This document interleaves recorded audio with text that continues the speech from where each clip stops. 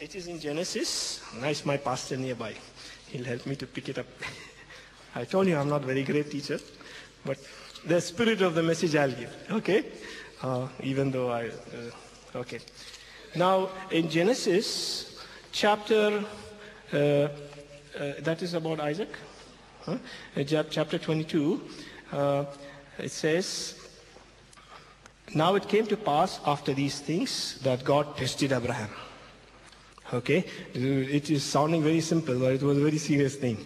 And said to him, Abraham, and said, here I am. And he said, take now your son, your only son Isaac, whom you love, and go to the land of Moriah, and after him there offer him there as a burnt offering on one of the mountains of which I shall tell you. Very terrible thing happened to him. After so many years waiting, and the boy became a little teenage, quite strong. He could carry luggage with his dad, is mentioned there. So God says, I want him as a sacrifice. Okay? Now, I'll come to the point which I'm saying. I'm not putting all things together, okay? Just a few points.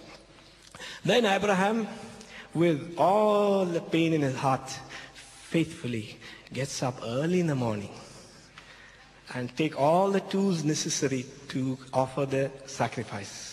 The knife, the fire, etc. And he goes all the way to where God told him to go. Okay? And then he left the servant behind and took his son and went to the mountain Moriah where God has told him. And then something very interesting takes place. Very, very profound statement takes place here. There. I'll take shortcut. So, but Isaac spoke to Abraham, his father, and said, my father. And he said, here I am, my son. And he said, look, the fire and the wood. But where is the lamb for a burnt offering? The son said, we got fire around, we got wood, and me and you alone going up the mountain. Where is that? Usually they offer a goat or a lamb. Where is that lamb? Huh?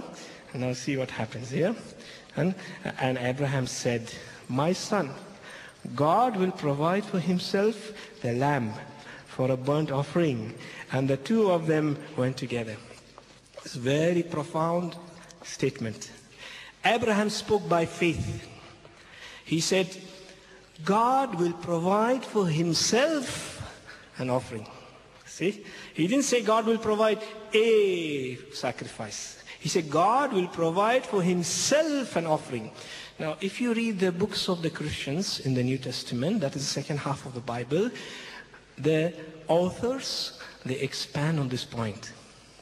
And they said, Abraham spoke by faith. When he spoke to Isaac, he was thinking that God will raise him back from the dead when he spoke to Isaac. That's how he spoke.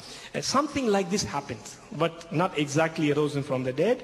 And then they went up, and then they came to the place which God has told them. And Abraham built the altar there and placed the wood in order and bound Isaac, his son, and laid him on the altar upon the wood. Notice that his son didn't run away.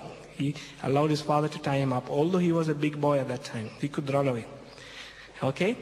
And then what happened? And Abraham stretched out his hand and took the knife to slay his son.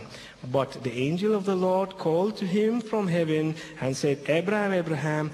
And he said, here I am. And he said, do not lay your hand on the lad or do anything to him. For now I know that you fear God, since you have not withheld your son, your only son, from me. Then Abraham lifted up his eyes and looked, and there behind him was a ram caught in the thickets by its horn. So Abraham went and took the ram and offered it up for a burnt offering instead of his son. And Abraham called that name of that place, the Lord will provide, as it is said to this day, in the mount of the Lord it shall be provided. See, summary of that very big drama is this. Is Abraham went up and then he thought God will provide for himself a lamb. God is demanding a sacrifice. See, I'm putting my own words in between. I'm just paraphrasing.